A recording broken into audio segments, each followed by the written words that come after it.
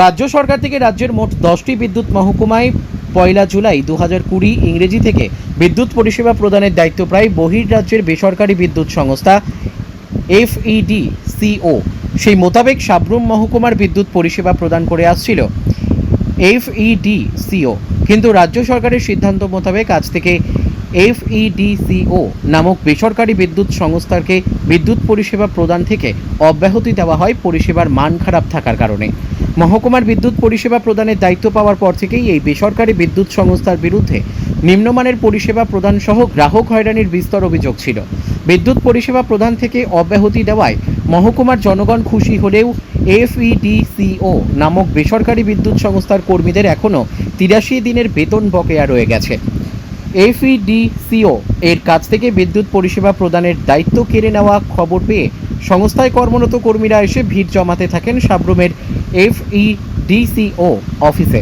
শুধুমাত্র সাব্রুম ডিভিশনের অধীনে 70 জনের বেশি কর্মী রয়েছেন, কিন্তু এই কর্মীদের বকেয়া বেতন পাওয়া নিয়ে দেখা দিয়েছে সংশয়। বেসরকারি বিদ্যুৎ সংস্থার কর্মীরা তাদের বকেয়া বেতন না পেয়ে ক্ষোভ ব্যক্ত করেন এবং তারা হিসাব করে দেখেন তারা এখনও সংস্থার কাছ থেকে 20 লক্ষ টাকারও বেশি পাওনা রয়ে গেছেন।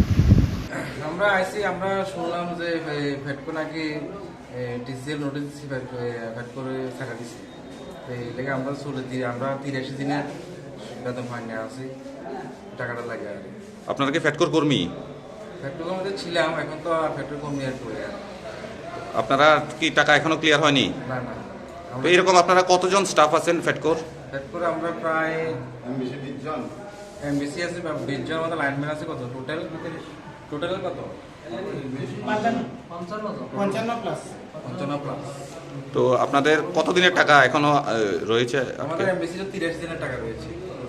এমবিসি 3 মাস, লাঞ্চ স্টপ 2 মাস, কাস্টমার কেয়ার 3 মাস। Customer care. তো এখন আপনারা ফেডকোর অফিসে এসেছেন, তো আসার পরে এখানে তাদের সাথে যোগাযোগ করেছেন?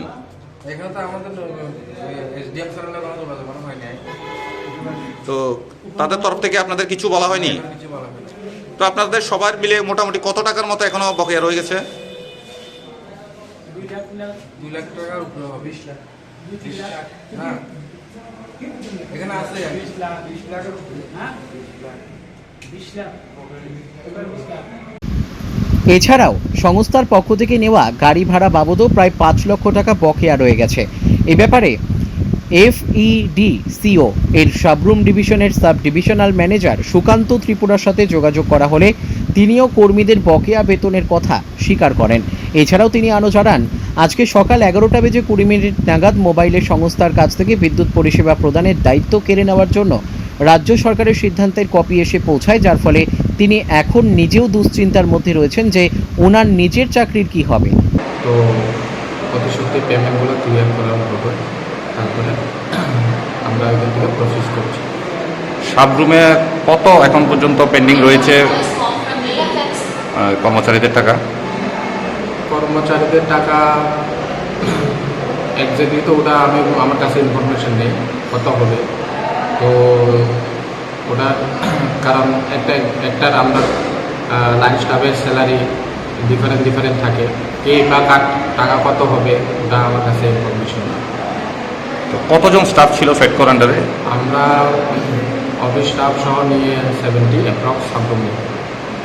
তো বর্তমানে তাদেরকে কি করার নির্দেশ দিয়েছে আপনাদের উপর থেকে?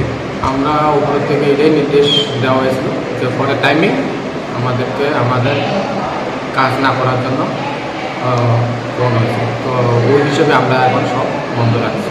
এখন দেখার বিষয় এই বেসরকারি সংস্থার বিদ্যুৎ কর্মীদের বকেয়া বেতন যাতে তারা পান, এ ব্যাপারে বিদ্যুৎ দপ্তর কী সিদ্ধান্ত গ্রহণ করে এবং বিদ্যুৎ পরিষেবার মান ঠিক হয় কিনা।